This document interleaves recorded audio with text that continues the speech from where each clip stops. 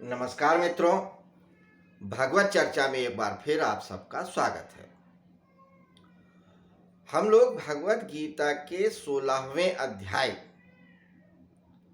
यानी कि सुर असुर संपत्ति विभाग योग पे चर्चा कर रहे हैं। इस अध्याय में भगवान श्री कृष्ण ने अर्जुन से ये कहा है कि इस पूरे संसार में दो ही प्रकार की सत्ताएं हैं। सत्ताएं या जीव, एक सुर और एक असुर। सुर वे हैं जो प्रकृति, समाज, शास्त्र के अनुसार जीवन यापन करते हैं, और एक वे जो सिर्फ अपनी मन मर्जी के अनुसार कार्य करते हैं। सिर्फ यही दो प्रकार के लोग हैं। सुर यानी जो एक लय में कार्य करते हैं, प्रकृति के लय के अनुसार। जिस रिदम से समाज चलता है, देश चलता है, दुनिया चलती है, प्रकृति चलती है, उसी सुर, उसी लय, उसी रिदम से जीवन को जीते हैं।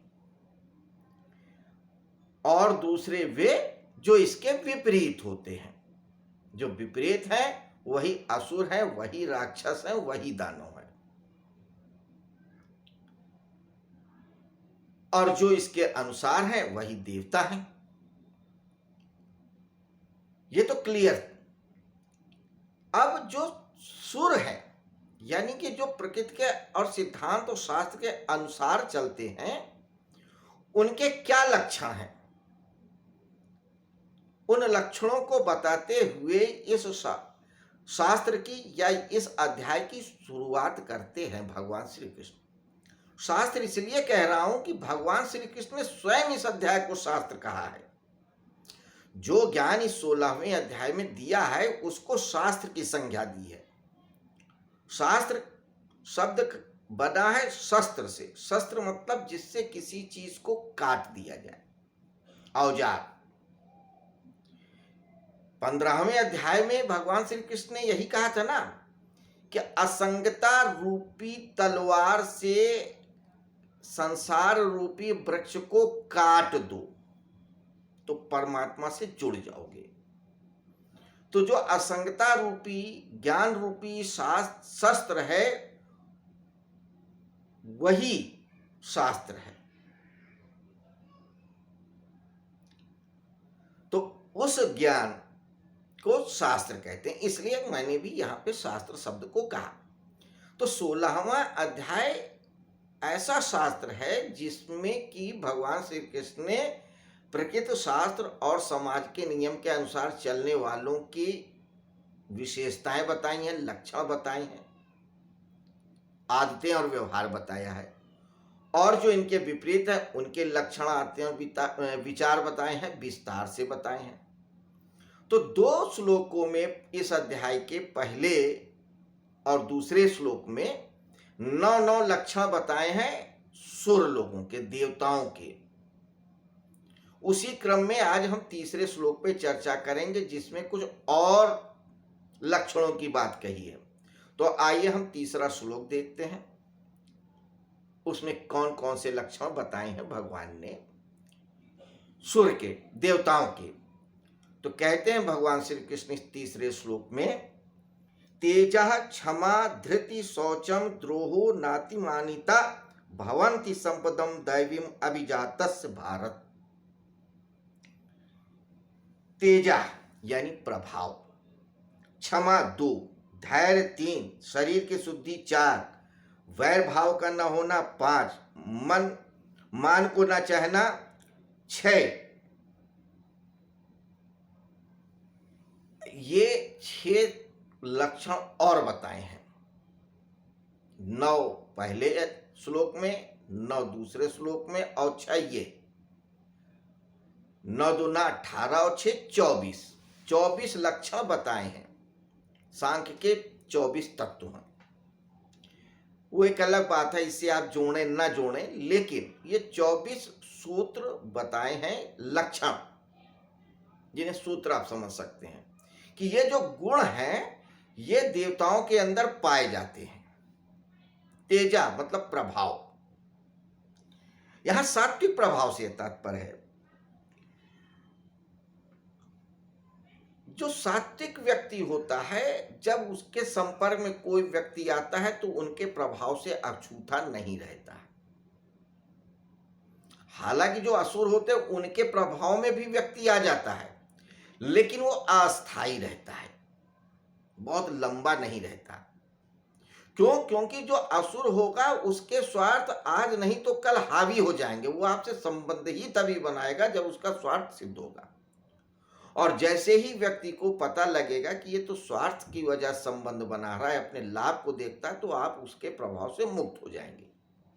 लेकिन जो सात्विक व्यक्ति होता है उसका अपना कोई निज का लाभ नहीं होता, इसलिए उनके अंदर जो ऑरा होता है वो व्यक्ति को तुरंत प्रभावित कर लेता है। वो उसी सात्विक प्रभाव की बात कर रहे हैं जो कभी खत्म नहीं होता। तो लक्षण क्या होता है? प्रभाव। सात्विक व्यक्ति कुछ बोले या ना बोले, आप उसके पास जाएंगे तो वो आपको प्रभावित कर लेगा।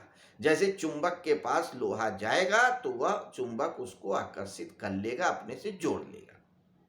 तो ये गुण होता है सात्विक व्यक्ति के अंदर। क्षमा, ये भी बहुत अच्छा गुण है, ये सात्विक गुण है कि जो सुर होगा उसके अंदर क्षमा होगी, क्योंकि कोई स्वार्थ नहीं है, अभिमान नहीं है, अहंकार नहीं है। अगर व्यक्ति से गलती हो गई है और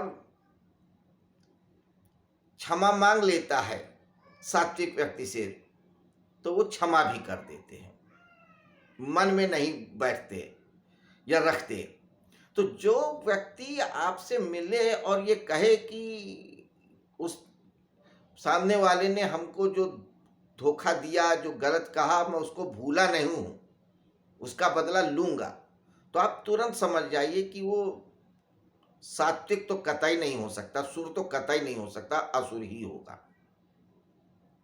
हमारी कथाओं में भी बहुत सारे प्रसंग आते हैं जिसमें भगवान या अवतार लोग अपराधियों को, राक्षसों को क्षमा मांगने पर छोड़ देते हैं। तो क्षमा भी सात्विक लोगों का गुण है। असुर व्यक्ति क्षमा नहीं करता है, वो सिर्फ बदला लेता है।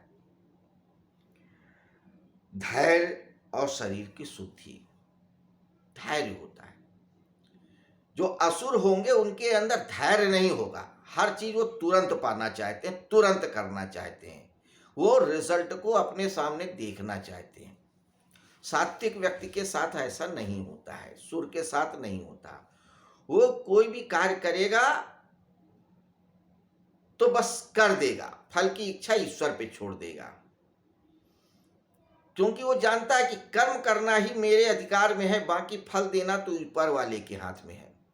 जब फल की चिंता ही नहीं है तो सिर्फ वो कर्म ही करेगा, तो उसके अंदर धैर्य ऑटोमेटिक आ ही जाएगा।